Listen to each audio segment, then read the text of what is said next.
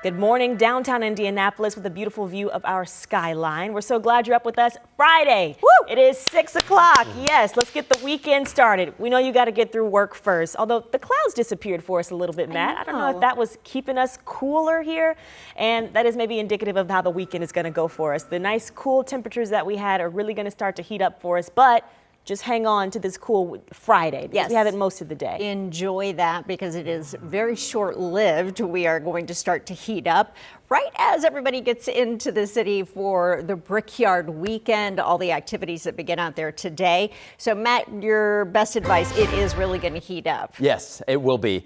Today's your still one good day. It's a 3-day stretch we've been in with the cooler air, and today's day number 3, but we will have some clouds at times. And you can see some of this when you look at this view. This is from the Country Club of Indianapolis there on the west side.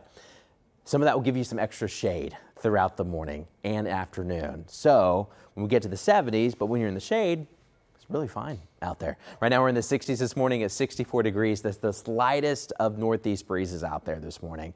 We've had a somewhat northerly wind direction for the past 3 days. Starting tomorrow, though, it comes out of the south. And then summer comes back. The humidity comes up and the heat will return as well. And that's one other story we've had.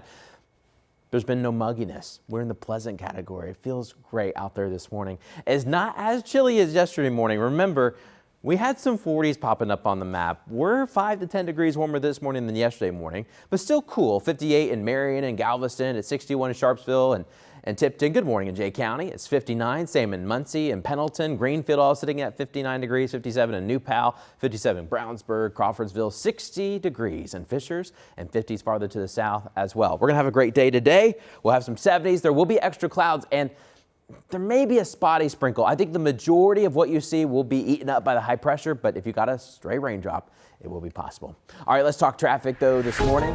Headed out the door. 2 crash reports coming in. One on the interstate, one off the interstate.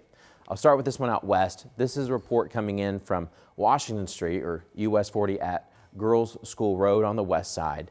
Then there's a crash on the east side. This is 465 going northbound up to Washington Street or US 40.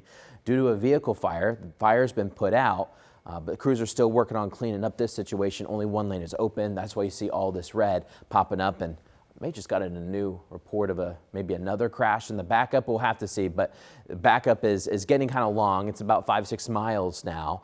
Once again, these are northbound lanes, so the headlights coming at you going north this morning, and slow traffic all on the east side. Julia? Okay, thanks, Matt. Well, this morning, one of the IMPD police officers shot during an incident Wednesday night is out of the hospital. And we were giving you these updates as things were happening on air yesterday on Sunrise. We can now tell you the other officer is still being treated at Eskenazi Hospital, but at last check, he is stable. IMPD says both officers are in good spirits, actually. But this started, though, with a call about a disturbance around 11 Wednesday night. It's when officers arrived and made contact with a man and a woman, and then that's when there was an exchange of gunfire. The 21-year-old suspect, Dallas Jett, was taken to IU Methodist and later died from his injuries. Police say they did find his gun at the scene. And this morning, we are still working to learn more about what actually led up to the initial call to police.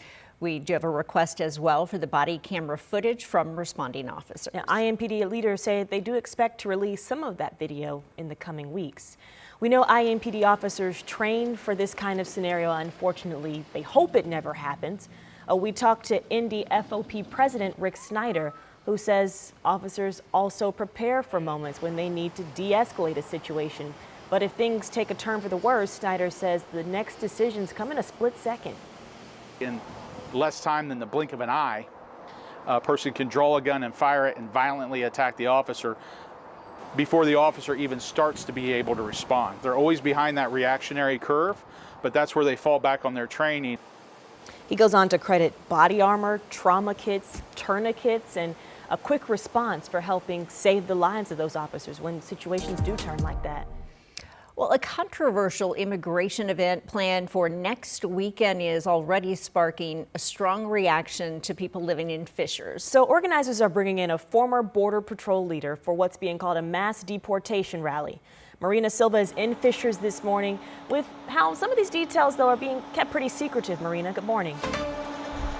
Good morning. Absolutely. And it's already causing some controversy here in Fishers. And because of that, the location is not becoming public knowledge right now. So this is put on by the group Save Heritage Indiana, with former Border Patrol Commander Greg Bovino scheduled to headline, as well as video remarks from Lieutenant Governor Micah Beckwith. Now, attendees have to request an invitation and then pay $50 to get the location. The location, like I said, not public knowledge. Daniel Pointer is organizing the event for Save Heritage Indiana.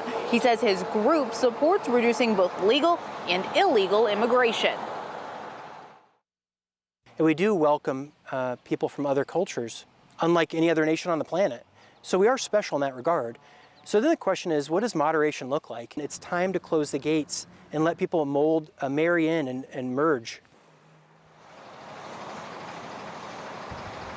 The group says they've already received death threats regarding the event, which is the reason for keeping that location hidden. Now, the group said they'll have private security at the event. We did ask, and it is not a Fishers Police Department. And on the same day, a counter event is being held by Fishers Resist. So coming up at 6:30, we'll talk a little bit more about that event happening on the same day. Ladies. Okay, we'll check in with you then, Marina. Thank you.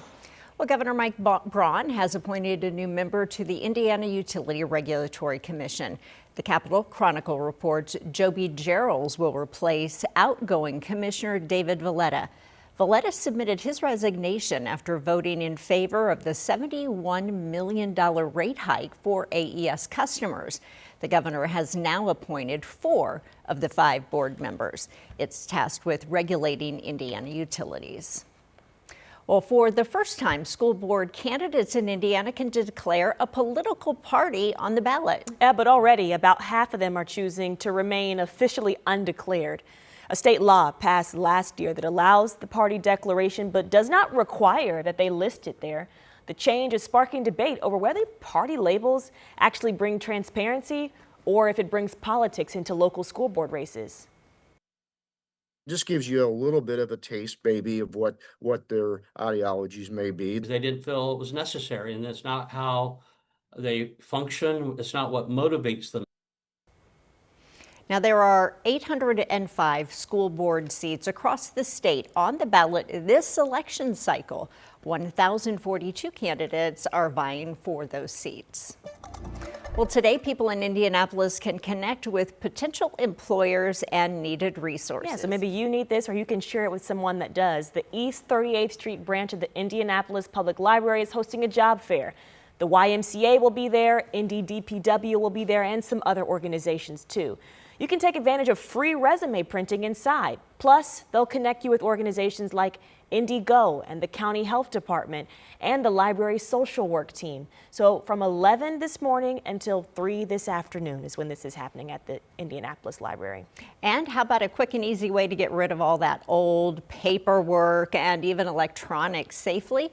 You can drop them off at the Crime Stopper Shred It Day on August 8th. So WTHR is helping host this event in the south lot of the Indianapolis Zoo. There are also drop-offs in Carmel and Lawrence, and you can see those locations and times here, or we've put it online for you. Now, for the details, there is also a small fee and some items they will not take, so you'll want to find that at WTHR.com. Shred. Matt? Good morning. We have extra clouds coming on in and maybe the chance for a spotty sprinkle. Most of this will either go south or be evaporated, but maybe a tiny raindrop or two for our northwestern counties. We'll let you know who has the highest chance for a spotty sprinkle throughout the day. And NASCAR is back at the Speedway for the Brickyard 400. What fan-favorite event kicked off the weekend? And making data center developers pay their fair share. How the White House is trying to balance global competition with growing consumer needs.